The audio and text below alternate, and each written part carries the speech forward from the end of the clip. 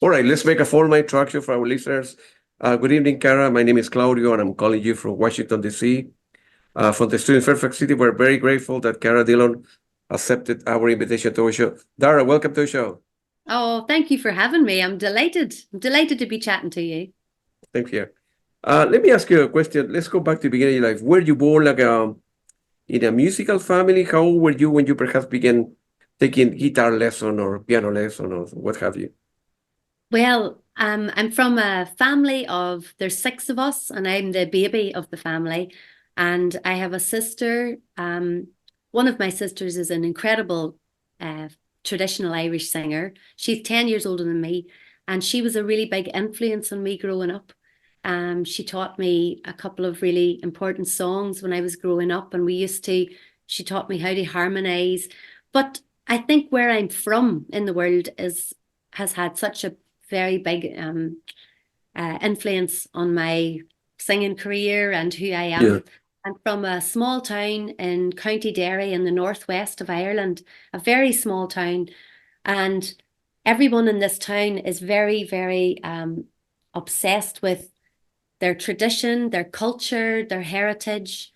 We've been through a lot, that tiny part of the world has had a lot of trouble. And I think people cling to their culture whenever there's any trouble like that. And so I grew up in that environment where I was just taught lots of legends, stories, songs. When I started school on my first day at school, instead of being taught maths and English, we were handed tin whistles and fiddles, and we were taught to play tunes and sing the local songs. And I realized, and at the time, everybody's doing it. So everyone in my class at school is all playing a fiddle or a tin whistle. And so you think it's normal. And then when you grow up, you become a teenager, and even your friends as teenagers are all playing music at the weekend in the back rooms of pubs. And you just think everybody in the world is doing this. And then you realize, you leave home and you travel a bit, and now I've got my own three children, and I realized that it was a very unique upbringing that I had, that it's definitely unusual to go to school and be taught these things so passionately. And so Absolutely. that's how I was brought up. But more recently, I wanted to know more about my family and who was musical in my family going back, further than my core family. And so I spoke a lot to my mother. She's 92. And she told me my grandmother was a fantastic traditional Irish singer, and that she used to sit beside the fire, an open fire in the side of a mountain where they grew up, very rural. And she would sing and sew every evening by the light of a little oil, like a little tilly lamp, because they Yep. had running water or no electricity. And apparently people would come from all over the place to hear her singing. So must have got it from my grandmother. But Good, yeah, good for I think you. it's just, I feel very blessed with my upbringing. And I feel like I'm one of the lucky ones who gets to do this professionally. But what about the current generation? Like your kids are in the early 20s. They go to the same process, or they have a more formal education? Because that is, I imagine that's come from generation to generation. I don't know if they are written um, in the lecture that are given to the kids when they are five, the first day of school. About some I may mean, know, some may not know, right? So I think so, I think it's still a very strong um part of our identity. And, yeah, I live in Somerset now, in England, in the south of England, with Sam, my husband and musical partner. And we have our three children. We've got twin boys who are 17, and our daughter is 13. yeah. And we both did the same for them. We both brought them up, taken them to festivals, folk festivals, and I taught them fiddle and whistle, and my daughter would sing songs, and they've come on tour with us too. But they're teenagers now, Claudia, and they are not at all interested in folk music at the moment. One of them plays rock guitar, and the house Wow. is shaking. And the other one is a massive Taylor Swift fan, and she I got spends you. every night writing songs on her keyboard, and she's very good at it in this Taylor Swift style. So, they're definitely musical, but they're finding their own way. But I like to think that, they'll appreciate their roots at some point again in the future. It's in there. Good for you. I told you before, right? So I was born in Chile, in South America, and my dad had an obscene amount of music. So I began listening to music, his stuff, jazz and tango from Argentina. When I was 14, I sort of discovered rock and roll and Mm, like the Genesis, the Pink Floyd, the Led Zeppelin of this world. And then I amazing. was able to come to the United States to study. And as I say before, music has been a very important part of my life.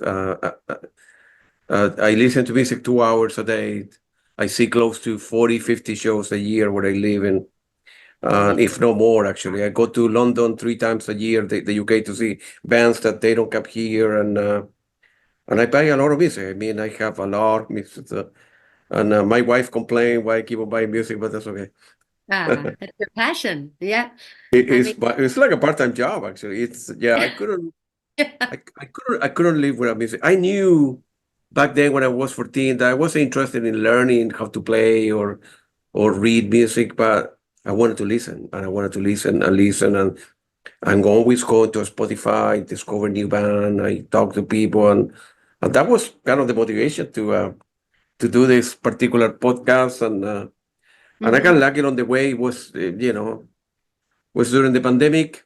I thought, well, musicians are not touring. Everybody must be bored at home. And I started calling people, and eventually Steve Hackett from Genesis get back to me, and that was my first debut, and the rest is Oh, history. yes. This is it. I mean, you've done it. Like you've opened it up. And if I think Yeah, if music is your passion, yeah, it'll find a way. It's a very magical journey to yeah, go on with music. If it becomes a big part of your life, it yeah. can bring the most incredible rewards, and it can take you on a great Absolutely. journey. Yeah. Absolutely. And seeing a musician like yourself, I never see you playing live, but I would love to. And the interaction with the crowd and the feeling that people are having, listen to your music or the new album, which is very different, and we'll talk about. And it's an amazing thing. I don't know how can I describe it, but the best way I can say music since I was a little bit has all giving me a lot of satisfaction. So I'm very lucky that I'm able to do this kind of stuff, and people are willing to talk to me. So that kind Yeah. of stuff. And where you born? I mean, were you in any band when you were in high school? I mean, Yeah. 16, 17 years old. Yeah. So when all throughout school, I was very good friends with these two boys, brothers, the O'Kane brothers, and one of them was in my class at school. And when I was a teenager in high school, and his younger brother, he came up with an idea that we should form a band because we were always playing music together anyway. And he said, "Well, why don't we try and get some pocket money at weekends?" And so we formed a band, and we ended up, our first concert we got booked for was a festival in Scotland. And Wow. we had never played a concert together, but it was the confidence. I think luck and confidence and fate and all those things just came knocking on the door, and we were just so open for everything. And we got the boat over to Scotland, and we played this really big festival in the Highlands.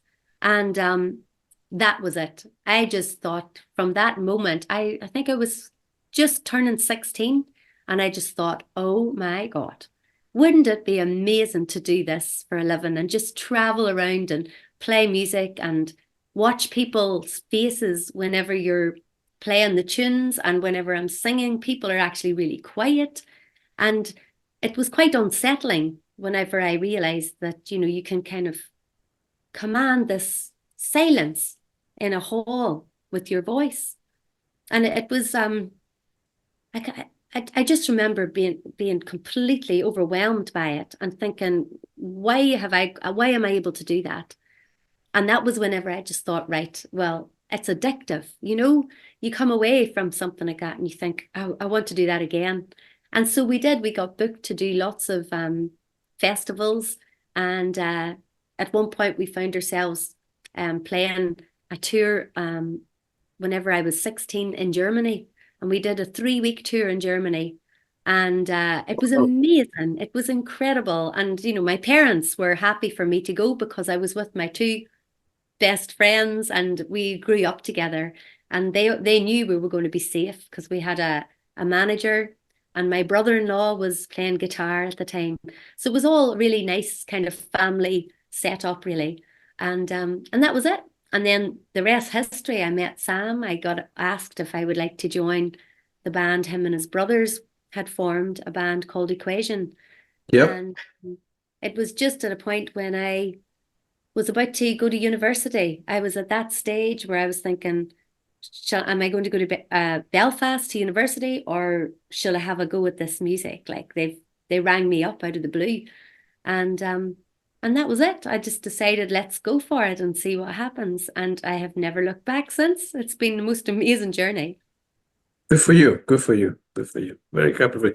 That bond was formed in 1995, right? You joined the folk supergroup Equation. I actually signed a record deal with Warner Music Group, actually, Yeah, which is very remarkable. You know, you were, I don't know, 19 years old or something, yeah, right? yeah. Good Very, for very you. exciting time. Yeah, and so exciting and a bit scary because we were all from a very folk background, and you know, being signed to a major label like Warner's was so exciting. But I think they were really expecting us to be a really big folk supergroup, kind of poppy. I'm not sure what they wanted, but I don't think we were able to really deliver it properly at that time anyway. So yeah. And what they say after the first record, or the first year, you guys were dropped, or they put a lot of pressure on, well, we want you to sound like, I don't know, Lorena McKinnon or Clannad or Moya Brennan or whatever. Yeah, there was a lot of talk. They were really interested in there being a new chorus, another chorus. And, you know, I always think it's really worrying whenever someone says, we kind of want you to be like this, or we want you to be like that, because there's only one of them, isn't there? There's only one Of course. band, there's only one voice, you can't sort of replicate things like that. And so, you know, I suppose at the time it caused a bit of division in the band because, you know, myself and Sam were really open to meeting new people, trying new things, seeing where the journey would take us. I think we were Right. just young and up for everything, enthusiastic. And then some of the other members of the band weren't so sure. And it gradually just kind of very naturally, we all just kind of went our own ways. And Sam and I got re-signed to Warner's um, on a new record deal, and it was very interesting. Then we got signed to Rough Trade, and Jeff Travis took us under his wing, and he was incredible because he just let us get on with it. You know, he was like, "Here you go. Here's some people I'd like you to meet, and I'd like you to have a go at songwriting." And you know, for a long time, it felt like we weren't doing very much. We were in studios and we were working with people, but when you're from a very folk background and growing up, for me, growing up in the north of Ireland, where live music and performing and singing is just part of my identity and culture, to suddenly being in London and to being in dark studios and experimenting, and it all got a bit kind of like, am I ever going to be on a stage singing what I love ever again, or am I always going to be experimenting? And so then that Sam and I ended up parting ways with Rough Trade, and we went to Sam's parents, and they allowed us to set a studio space up in a bedroom in their home. And we got loads of cushions and we padded it all out, and we recorded our very first album there. And we Yeah. just thought, let's make an album that we really want to make and see if we can sell it at folk clubs and just get out and play live music again, the kind of music we want to be doing. And Yeah. the rest is history. It's just that Good for album you. just it won a few awards, and it Yeah, really, absolutely. Yeah. yeah. So that was a very important album for us. Right. You're talking about 2001, and I think you got received 4 nomination from the Hmm. 2002 BBC Two Folk Award. That's a big deal because it's Yeah, a really big deal. And I think it's the kind of thing that you know, it gave us the enthusiasm to keep going. And we realized if people like what we've done, they're going to like what we're going to do again. And it just gives you that wee bit of confidence that you need to get you to the next stage and then the next stage. And then we set up our own label and we started to release things on our own label. And it's all been such a great journey. I remember reading only a year ago, somebody said that it's only after 10 years, every 10 years, that you can stop and look back at what's happened. And then you can get the fuller picture. And it's so true because when you're in the middle of it, life is just happening. And then every 10 years, you can just go, oh my gosh, did that really happen? So I love that. I love that. like a dream. Yeah. And in your second album, Sweet Liberty, in 2003, some 2 years ago, entered the Irish album chart in the UK as well, and you received more awards for one of the best Irish female singers. That's incredible. Yeah. That's good for you. It was a good time. But I mean, it's funny, like it's brilliant getting awards, it's brilliant getting the praise and all, but at the same time, you have to take it all with a pinch of salt whenever they're dishing out awards like that. It's very complimentary, it's very flattering, but you got to remember that, somebody's got to get an award at these things, and the person sitting beside you might be doing something even better than you or is an even better singer, but you just have to think that it's exciting and it's good. It's good for the confidence, but I don't really take it that seriously. Awards are nice, but they're not really all that they're meant to be. I think, take it with a pinch Understand. of salt. Yeah. Understand. Were you guys making enough money to survive, to pay the bills? I mean, Yes, you were touring a we lot. were. At that stage, the first album, because we were so young and we were dying to get back out on the road and perform live, it was Yeah. very exciting. We were all over the place. I mean, we were for 2 or 3 years, we toured non-stop, and that's the way we wanted it. We were all throughout Europe. Then when we would finish there, we'd come back and we'd be going up and down Ireland and up and down England, and it was really full on. And then Sam and I got married in 2002. Yeah. And so we paused in between touring to get married. And then we went straight back to touring again. It was just brilliant. It was a brilliant time. And all the while we were just able to secure a deposit on a house and, set ourselves up so that we had somewhere as a base to always come back to. So yeah. It's good for you. And in your third album, After the Morning, was released in 2006. With the opening track "Never in a Million Years," gained radio to airplay, and so you were getting better and better. You, I Yeah. suppose, you were seeing more awards, and you began, famous with your husband, and it's you. Unfortunately, when fames comes a lot of problem because some people, your case, but they lose their head and they become arrogant or this and that, and Yeah.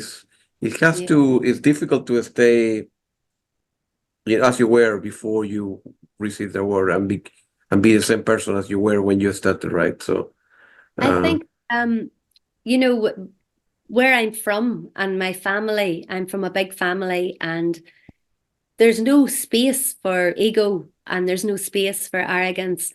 And anytime anything very exciting was happening, I would come home and we'd all be sitting having a chat or a drink around the kitchen table.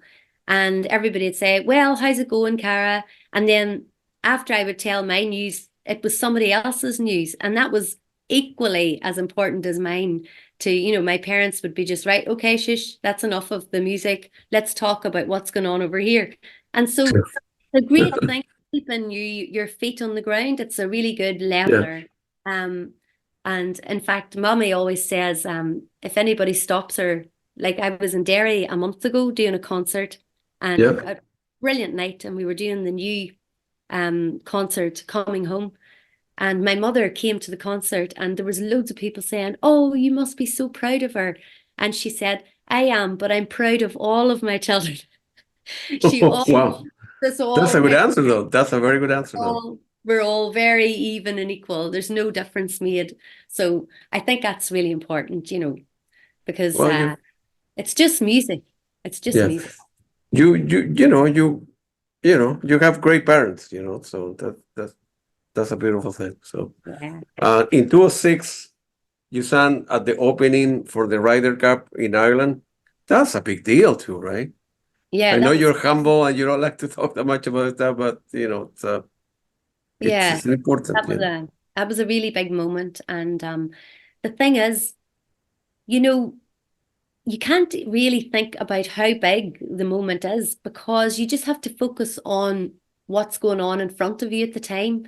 And there was an audience, but the audience wasn't that big, but you knew it was going out all over the world. So the best thing to do is just find a spot to focus on with those big events, and just be present and let the rest of it take care of itself. But I felt it was such a privilege to stand on the stage and, be there while Ireland was hosting the Ryder Cup. It was a real moment. I'm so proud of it. You still get nervous when you tour? Yes. Last night we played in a little art centre a couple of hours away, and they've been wanting us to come for about 2 or 3 years, and we keep saying, "Oh, we will," but we finally got round to going. Yeah. And because it was so small and so intimate, I was so nervous, because, you can see everybody, and you can see everybody's just sitting there, and it's so quiet, and there's Yeah. no escape, you can't hide. And I always get nervous, and I think it's probably a good sign. It's probably good for you, It keeps you focused on what you're doing. Good for you. A couple of years later, after that, in 2009, you end up releasing your another great album called Heat of Thieves, and was voted by the BBC listener as one of the top 10 original song, and another award of the year as well. Man, amazing! One after the other, one after the other. Good for you. Good for you. Were you? I'm glad that. So what you say before, right? I'm glad that your parents raised you, and in a particular way. But it's so easy to lose sight of the important thing in life and the value. Yeah, having the awards and making a good living in music is great, but there are other important things in life, right? And some Oh, people lose definitely. control, right? Some people cannot handle the pressure or the pain they need to. I don't know, the price they need to pay for being kind of famous. Where you cannot go to a restaurant because somebody was asking his autograph, or taking picture when you have a bad day, and you whatever, and this and that, or it's tough to be Yeah. famous, right? So And I mean, we live in a different time now, where, yeah, there's so much social media yeah, that, people with cameras taking picture everywhere, and yeah, I mean, thank goodness I don't, I'm not at that kind of a level where that I have to deal with any of that. yeah, I can't imagine what that must be like, because it becomes less about the music and more yeah, about image, and more about, yeah, it must be awful. It must be awful. I think it's nice to be able to enjoy music and to keep it real, and, yeah, yeah. very lucky. Yeah, being successful is very different than being famous. You want to be successful, do well in life, for your kids Yeah. to do well and grow up, but being famous on the media, or I don't know, I cannot imagine what it's like to be, I don't know. We talk about, I don't know, Eric Clapton, or Peter Gabriel, or any of these people who are famous in Mm, the world because they cannot go to the movies, they cannot go to dinner, right? So No. one ham, they're rich, they're millionaire, they sell a lot of record, but they cannot do the normal stuff they would like to do with the Yeah, the kids, or price, the you actual know, price you pay for it is a different yeah, story. Mm. yeah. And I noticed that you became very famous in China as well. How in the world? You know, Yes, that was very strange because we we had an email came through saying that would you like to come to China and we could put a tour on for you out there. And Sam really had to convince me hard, like, because I really didn't want to go because our children were very young. yeah, And, my daughter was only 2, I think, at the time. And I just thought it's very far away. And if you go somewhere like China, you would need to go for at least 10 days to 2 weeks to really make it work because it's that's so right. far. And so he really had to convince me. And he said, right, no pressure, let's go. And he said, let's use it as almost like a holiday to Yeah, recharge, go out, play some music, bring the band, and let's see what happens. And so I was won over and we headed out. And the first night that we arrived, we were brought into a concert hall, a really big, it held 3,000 people. And I said to the girl who was looking after us, I said, this is a very big venue for someone coming to China for the first time. And I said, do you think anybody will come to the concert? And she said, of course people are coming. And I said, well, do you think like we'll maybe get 100 people? And she said, it's sold out. And I said, it's sold out. And she goes, yes. And nearly every night was like that. And you, it was wow. incredible. And it was like a parallel universe for me because actually I know what it's like to be very famous now after my experience in China because I had people chasing me down the street. I had I had to have security guards at every venue. It was crazy. They loved the music, and Wow. it all came about because um, someone out there got a hold of my first CD and they brought it and they worked in a university. They were teaching English and they used my music to help teach the students the English language through Right. song. And there's one of the songs that I sing called Craigie Hill, and they love that song, and it has a deep connection with it, with the people. And so they were Yeah. all very young. The people who came out were all students. They were all like 18, 18, 19 years of age, and they were all standing with iPads filming our concert. And when I did Craigie Hill, they all were screaming and I just can't believe it. It's incredible to go to the other side of the world, to a completely different culture, and to be able to connect with people through melody. And they get it. It moves them, and they were so Uh, quiet. And yeah, it's amazing. And I've since found out that they play my albums on the underground, uh, and at the train stations, and it's mad. I hope you're getting royalty rights for the play, all the playing, and No, you we should. don't really know how it works because it's so different. We don't really know how it works in China. So no, we're not getting very much at all. But it's a great experience. I hope we go Abs- back someday again to play. Absolutely. Have you ended up working and meeting Mike Oldfield? I have indeed, yes. I was asked to sing on his song Man in the Rain, That's right. which is the song that follows up from Maggie Riley's Moonlight Shadow. He wrote Yeah. that after it. And of course I wanted to do it. I mean, my goodness, he's a legend, isn't he? Yeah, Um, it is. so it was incredible. I was asked if I'd be interested in doing it, and of course I said yes. And the next day I was flew out to his recording studio and home in Ibiza. And yeah, I spent a couple of days just and recorded the song, and that was it. Done. Wow. Amazing. Yeah. That was the only song you didn't do more with him, or you didn't tour No, with him, or no? just that No. one song. And Yeah. he's very clever and he knew exactly what he wanted. And he was able to Right. just tell me if I didn't sing aligned exactly the way he wanted. He was very clear on how Yeah. to do.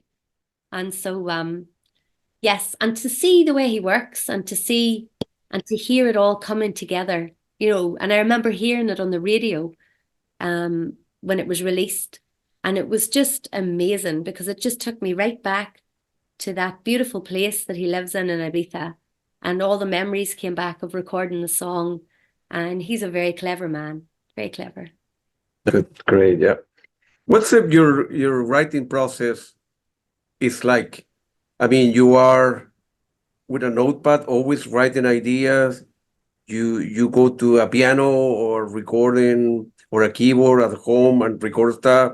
You go to drive to supermarket or pick up your kids or whatever. You listen to the radio. Ideas come to you. Yeah, I think What? it's there all the time. There's Yeah. no real, I have friends who are songwriters who get up in the morning and they get up early and they sit down at a desk and they write and write and write and they don't stop until midday, and then that's them done for the day. And I have other friends who, they can't do anything until 2 o'clock in the morning or something, they can't do it until the sun's gone down and everybody's in bed and the world is still.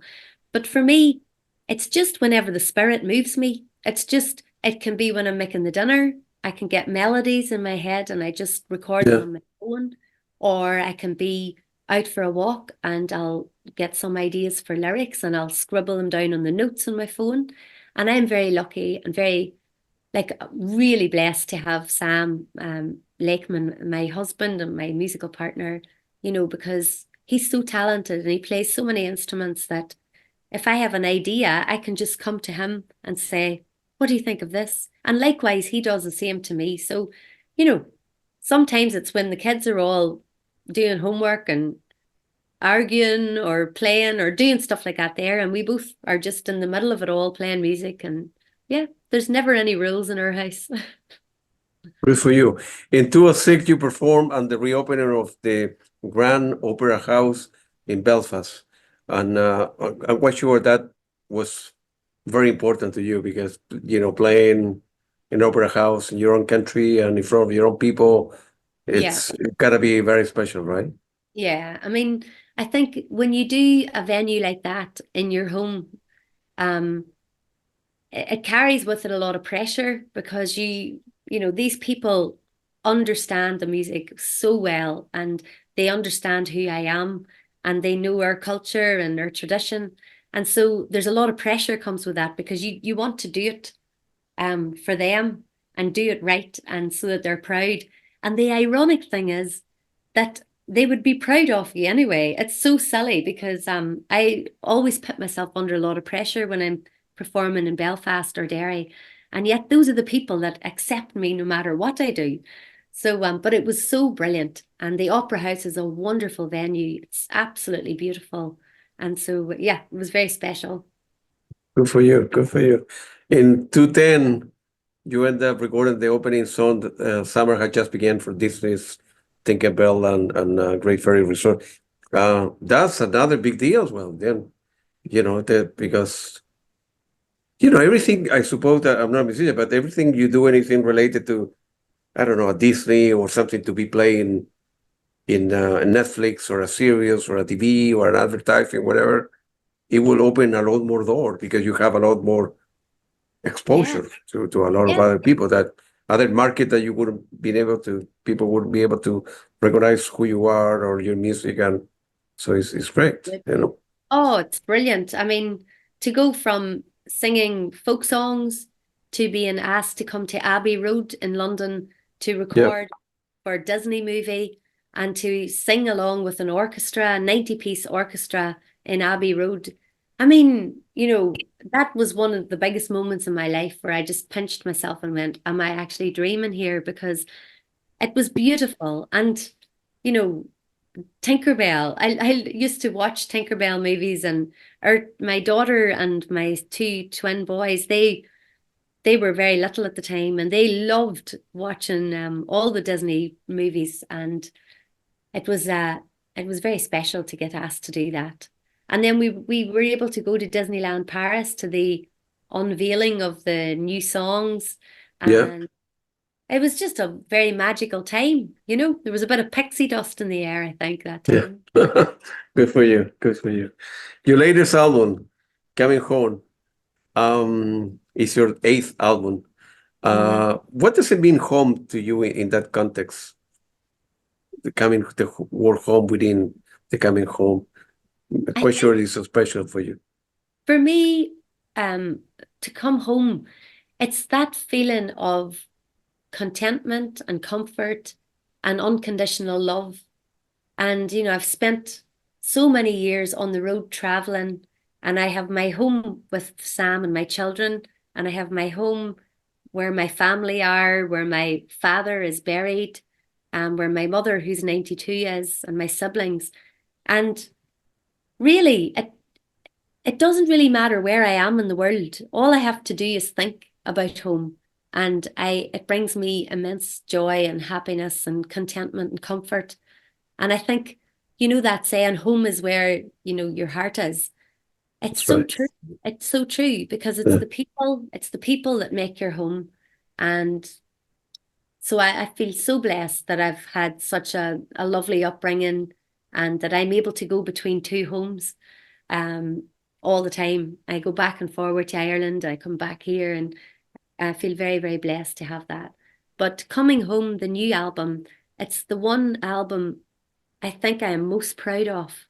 And I can't believe it's happened because I never had written poetry before. And during lockdown, during COVID, I had started writing down poetry only for myself, not for anybody else. And I would sit in the garden listening to the birds singing at 5 o'clock in the morning.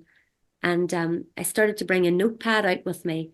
And I just started writing about everything I loved about home, the landscape, the scenery, the different cultures, the different traditions that we hold there, the music, and my family. And and it and they turned into these beautiful poems. And I thought I'll keep those in a drawer and someday, I'll let my children have it when I'm old. And then I read one of them out to Sam one night, and he was like, "Oh my God, that's beautiful." And he said, we should why don't we just put some music to that? And he was actually scared to put music to it in case it ruined the lyrics, in case it ruined it. But actually it elevated it. It helped kind of create this whole body of work that, yeah, it feels very special. And as I say, it's the one thing I'm most proud of that we've ever done. Good for you. Good for you. I have seen, I think I saw one day, no, last night, I went to YouTube, I saw a video and I don't know which track it is, but it's beautiful. It's very different for the track you Yeah, had before, different. but it's like La Ballerina, one Oh yeah. lady, yeah, whatever the track is, sort of, it's very beautiful, very, very well done. Oh, thank I, you very much. Yeah, yeah, I it's would get beautiful. nervous because the music and then you start reciting poetry and the lady comes later on dancing kind of in front of you and it's a lot of and your husband playing on the left hand side, playing the piano and it's beautiful, man. It's Yeah, beautiful, I'm beautiful, so, beautiful. Yeah, and like being able to take that out on the road and go and tour that has been yeah, one of the most rewarding experiences I've ever had in my life. yeah, There's there's something very special going on with the musicians were so talented on the stage because they had to leave so much space in the air for the lyrics, the words, for the poetry. yeah, And it's not easy when you're a really talented musician. It's not easy to just play very little. Do you know what I mean? Because yeah. No, I know it. No, that's no, so exactly what you mean. and you should be showing everybody how amazing you are, but actually their brilliance is in holding back all the time. And we've had so many incredible responses. It's connecting with people on a really deep level. Yeah, good for you. And I was seeing in your website that I think this is the first book that you've ever written, but it's a collection of memory, stories, and reflection, 11 chapters, Mhm. and a collection of a selection of song lyrics. And I think you have like a one format is with the CD and the CD inside the book, the other is the vinyl, and then there's like a special edition, Yeah, I that's think. it. Yeah. I mean, I'd never intended to write a book either. We did a couple of the pieces from the new album at our Yeah. concert, and Yeah. people started, every time I would do a poem, I would tell a bit of a story of how I was inspired to write the poem. And then people started saying, please write down your stories because it's proper storytelling. We want to Of hear course. these. Yeah. And so I just sat Yeah. at our kitchen table with cups of tea and I wrote down all my thoughts and feelings and how I came to do it all and Mm. what inspired me. And it turned into this book. And I keep pinching myself every time I look and see that I've got a book. But Yeah. and it's filled with loads of really beautiful pictures that some of them have Sam has taken and some have been old family photographs. And there's a picture of my granny who was born in, what do we see, 1890 or something like that. And she's carrying a sheep on the side of the mountain, wearing all her Sunday best. She's all dressed up in this very kind of glamorous outfit, but she's carrying a sheep. And there's all those kind of things, lovely pictures that kind of explain the inspiration and gives it a sense of time and place to the project. That's good. And I noticed on your website that you've been touring a lot and you have a lot of gigs coming up in the next 3 months, mostly not that many in Ireland, and a lot of in the UK, right? It's Yeah, loads in the UK. We've got a very big market in the UK, like really big. yeah, We I could got you. we could spend all year just doing concerts here and nowhere else. And Mm. it's worked very well for us when we've got a young family because we were able to, get home easily if we needed to. Right. But, they're growing up and we're very excited to have this new project. And there's lots of exciting things planned, especially for next year. So we might see you over in the States. We might be coming. That's one of my next question. That- There's I don't know if I were to compare you with I don't know, Clanat or Moya Brennan or Lorena McKinnett, are they do very well here. They do very yeah, well here. yeah. I'm friend with some of the family member of Clanat, and I'm going to be interviewing Moya, I think, next week. And I Mm, re-interview Lorena McKinnett, and they do very well because that type of music is very appealing here to the market.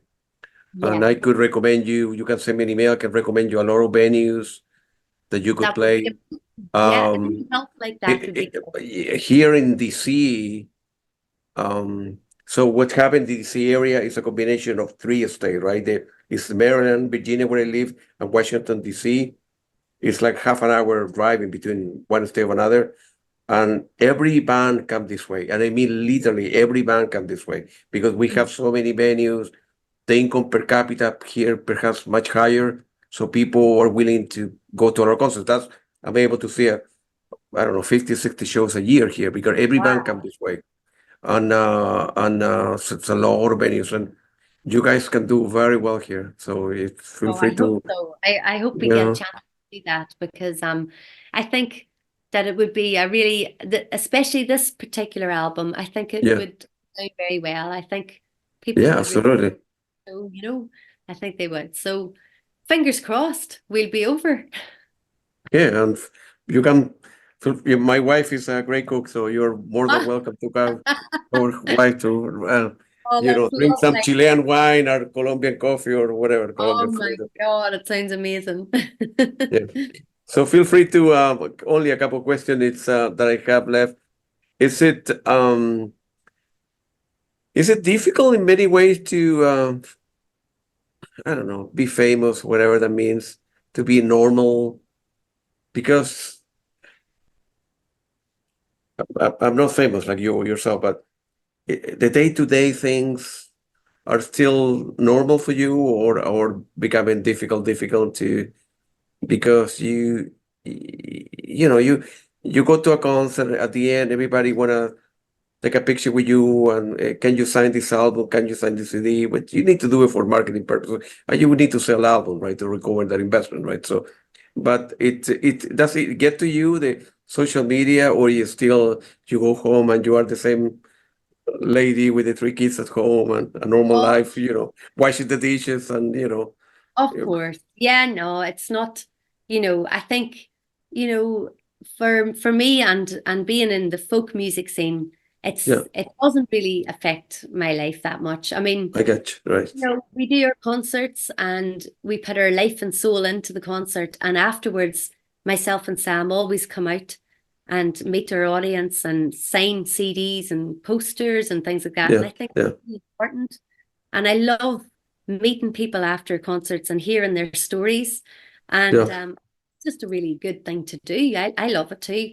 And yeah. so we do that every night. And that can get, even though we love it, for me, it can get a bit tiring sometimes, but I wouldn't change it for the world. And Good for you. Yeah, good for you. and then when I come home, I'm just here with the children and life goes on. I think when you're a busy mother with three children, you can't afford to ever sort of like think that you're too important to be cooking spaghetti bolognese or Yeah, no. yeah, yeah. Good.